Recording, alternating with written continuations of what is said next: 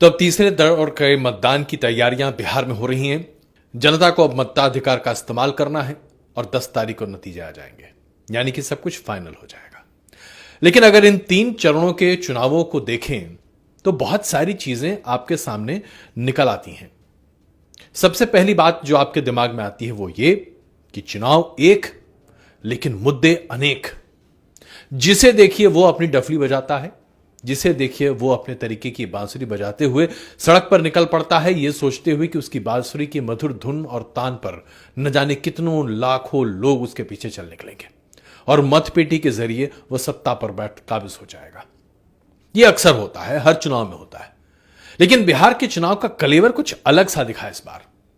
2015 के बिहार के चुनाव में सबसे ज्यादा समाज को विभाजित करने वाली बातें, चुभने वाली बातें, हिंदुस्तान और पाकिस्तान की युद्ध जैसी बातें हो रही थी। ऐसा लगा कि 2020 में यह सब कुछ नहीं होगा, बात होगी विकास की, क्योंकि 15 साल तक सुशासन बाबू ने बिहार की जनता पर शासन कर विकास डिलीवर किया है। और भारतीय जनता पार्टी की सरकार जो कि 2019 में लोकसभा का चुनाव जीत कर आई, उसने भी तो विकास के मुद्दे पर ही चुनाव जीता था। तो फिर यह गठबंधन तो सिर्फ विकास की बात करेगा और दूसरी तरफ तो कोई आदमी है ही नहीं, तो वो क्या बात करेगा। लेकिन जनाब ऐसा एक बड़ा सा स्क्रीन सामने दिखा है जिसमें इतने सारे मुद्दे आ गए हैं कि क्या कहा जाए। अब सबसे ताजा है नीतीश कुमार जी का पैतरा। यह मेरा आखिरी चुनाव है, अगर आप अनुमति देते हैं तो मैं अपने उम्मीदवार को जीत की माला पहना देता हूं। जनाब, अगर यह आपका आखिरी चुनाव है और उसके बाद आप 5 साल तक राज करने की बात कर रहे हैं, तो फिर आपको वोट दिया जाए तो क्यों? उसके बाद तो आप अकाउंटेबल होंगे नहीं। आप जीते या हारे आपको तो फर्क ही नहीं पड़ेगा। और अगर ऐसा है तो फिर जनता क्या वाकई में बेवकूफ है जो एक ऐसे व्यक्ति को मतदान देकर राज्य के मुख्यमंत्री के पद पर बैठा हुआ देखना पसंद करेगी, जो कि पहले ही यह कह चुका है कि 5 साल तक और काम करूंगा, उसके बाद मैं रिटायरमेंट ले रहा हूं और उसके बाद आप मुझसे कोई सवाल जवाब नहीं कर सकते। और चूंकि आप मुझे चुन देंगे तो अगले 5 साल तक मैं मुख्यमंत्री बना ही रहूंगा। यही बात अगर 5 साल के बाद उन्होंने कही होती तो समझ में आता कि भाई 5 साल तक राज किया, बहुत अच्छा काम किया, अब मैं रिटायरमेंट ले रहा हूं। लेकिन चुनाव लड़ने के साथ ही रिटायरमेंट की घोषणा पहले, तो क्या वाकई में लोग विश्वास कर पाएंगे नीतीश कुमार जी पर? यह एक बड़ा सवाल है जिसका विचार उन्हें खुद करना चाहिए। मैं तो बहुत छोटा हूं उनके सामने, हर लिहाज से, उम्र में भी, तजर्बे में भी, ओहदे में भी, हर जगह से हमारा कोई मुकाबला नहीं है। लेकिन फिर भी यह सवाल तो पूछेगी जनता नीतीश कुमार जी से कि बतौर मुख्यमंत्री आपने इतनी बड़ी बात एक चुनावी सभा में, और वो भी आखिरी दिन कैसे कह दी?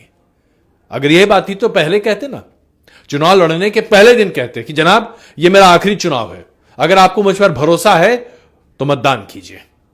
तो पहले और दूसरे फेज के मतदान में समझ में आ जाता कि आपके आखिरी चुनाव में क्या होने जा रहा है। आखिरी चरण के मतदान है और उसमें आप कहते हैं कि भाई अब तो मैं रिटायरमेंट के पास बैठा हूं, तो जाहिर सी बात है विरोधी दल तो यही कहेंगे कि आप थक गए हैं। तीसरे दौर के मतदान के ठीक पहले, यानी कि बीती रात उन्होंने ऐसा क्यों किया?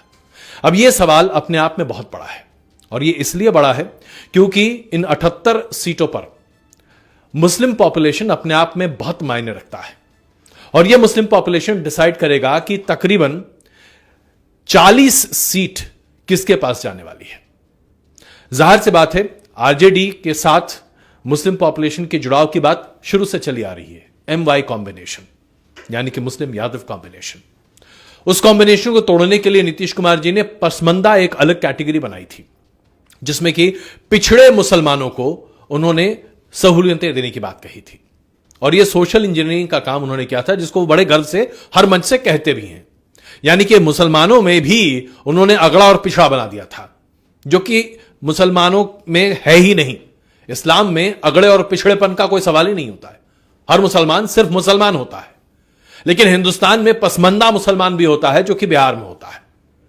और इस तरीके से सहूलियतें देने की बात कही गई, जो कि नीतीश कुमार जी की देन है। और अब चुनाव के ठीक पहले, मतदान के ठीक पहले मजार पहुंचते हैं। क्या संदेश देना चाहते हैं? जाहिर सी बात है उस मुस्लिम मतदाता को अपनी तरफ आकर्षित करने की कोशिश कर रहे हैं, जो गाहे बगाहे एक जमाने में नीतीश कुमार जी के समर्थन में सीधे खड़ा रहता था, क्योंकि आरजेडी से मोहभंग हो चुका था और जंगल राज से निजात पाने के लिए मुसलमानों के बड़े तबके ने जेडीयू को समर्थन दिया था। लेकिन जैसे ही भारतीय जनता पार्टी के साथ गठबंधन की बात सामने आई, उसके बाद से यह परिस्थिति बदलती गई, क्योंकि भारतीय जनता पार्टी के साथ मुसलमान वर्ग अपने आप को बहुत बड़े पैमाने पर जोड़कर नहीं देख पाता। लेकिन फिर भी एक बड़ा वर्ग है जो प्रधानमंत्री नरेंद्र मोदी का बहुत बड़ा प्रशंसक है। लेकिन बिहार में बीजेपी को वो वर्ग मतदान देगा मुसलमानों का, यह शायद समझ में नहीं आती बात। तो जाहिर सी बात है, अब तुष्टीकरण कौन कर रहा है यहां पर? ऐसे में सवाल यह उठता है कि गृह मंत्री अमित शाह पश्चिम बंगाल में हैं और ममता बनर्जी की सरकार पर तुष्टीकरण का आरोप लगा रहे हैं। कह रहे हैं कि ममता बनर्जी की सरकार बंगाल में बांग्लादेशियों को घुसाकर उनको ये वोटर कार्ड बनाती है और वो आमतौर पर मुसलमान हैं, और तुष्टीकरण की राजनीति बंगाल में हो रही है। तो जनाब, ये बिहार में क्या हो रहा था? बिहार में तुष्टीकरण की राजनीति नहीं थी क्या?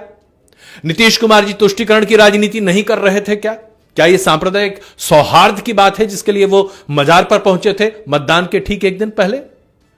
तो ये तमाम बातें हैं जो आज पूरे तरीके से आपको बता रही हैं कि बिहार के चुनाव में कैसे सब कुछ दांव पर लगा हुआ है। और वो सब सिर्फ इसलिए हुआ क्योंकि अब से तकरीबन 2 महीने पहले तक हर किसी को हिंदुस्तान में इस बात का भरोसा ही नहीं बल्कि यकीन था कि शर्तिया तौर पर एनडीए चुनाव जीतकर दोबारा सत्ता पर काबिज होगी। लेकिन जैसे जैसे परिस्थितियां बदलती गईं और तेजस्वी यादव की रैलियों में भीड़ दिखने लगी, चीजें बदलने लगी। और इसीलिए सबसे पहले जहां विकास की बात हो रही थी, जहां 7 पॉइंट एजेंडा की बात हो रही थी, जहां पर बीजेपी भी विकास का अपने तमाम आंकड़े गिना रही थी, वहां पर धीरे धीरे नौकरियों की चर्चा शुरू हो गई। और फिर नौकरियों की चर्चा पर 10 लाख का 19 लाख का बाउंसर आया, और उसके बाद चर्चा आगे बढ़ गई, जहां पर हिंदू, मुसलमान और पाकिस्तान को भी शामिल कर लिया गया। और जब इतने पे बात नहीं थमी तो जेडीयू की तरफ से नीतीश कुमार जी ने कहा कि कोई माई का लाल ऐसा है जो कि बता दे कि किसी भी मुसलमान को बिहार से बाहर निकाला जाएगा, हम ऐसा नहीं होने देंगे। नीतीश कुमार जी को क्या इस बात की जानकारी नहीं है कि सीएए कानून में किसी भी व्यक्ति को हिंदुस्तान से बाहर निकालने की बात कही ही नहीं गई है? जानकारी तो पूरी है। तो फिर यह दुष्प्रचार कौन फैला रहा है? जाहिर सी बात है, विपक्षी दल नीतीश कुमार जी के हिसाब से। लेकिन क्या किसी भी विपक्षी नेता ने इस मुद्दे पर कहीं कोई चर्चा किसी रैली में की? ना। तो फिर किसने चर्चा की? चर्चा हुई बीजेपी के द्वारा, चर्चा हुई जेडीयू के द्वारा।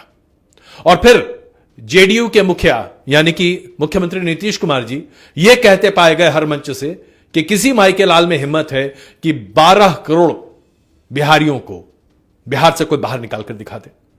जाहिर सी बात है, सीए कानून में ऐसी कोई चर्चा है ही नहीं। वो तो दरअसल नागरिकता देने का कानून है, नागरिकता लेने का तो है ही नहीं। एनआरसी असम के बाहर पूरे देश में कहीं लागू हो ही नहीं सकता, क्योंकि एनआरसी सिर्फ असम में लागू होना था, जो कि खुद विवादों में है। तो एनआरसी पर कोई चर्चा हो ही नहीं सकती।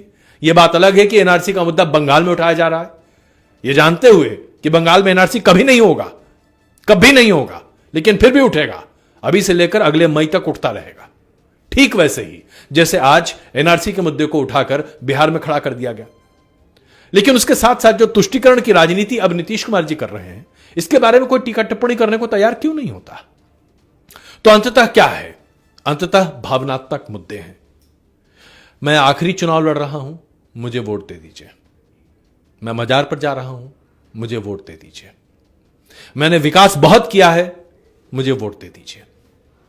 यानी कि कुल मिलाकर किसी भी कीमत पर, चाहे जैसे भी हो, चाहे आप नाक सीधी पकड़ लीजिए या पूरे घुमाकर यहां से पकड़ लीजिए, वोट दे दीजिए।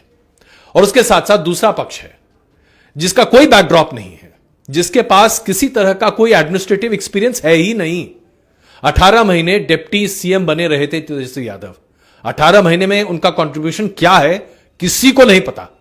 उन्होंने क्या क्या क्या नहीं किया कोई नहीं जानता। जब सरकार गई थी उसके बाद वो सिंगापुर क्या करने गए थे किसी को नहीं पता। कहां गायब हो जाते हैं कभी कभी नहीं पता। लेकिन फिर भी वो लोगों को उम्मीद दे रहे हैं, कह रहे हैं कि मैं नौकरियां दूंगा। कैसे दूंगा, कहां से दूंगा, फाइनेंस है कि नहीं, कुछ पता नहीं है, लेकिन बस बोल दिया तो बोल दिया जी कर देंगे।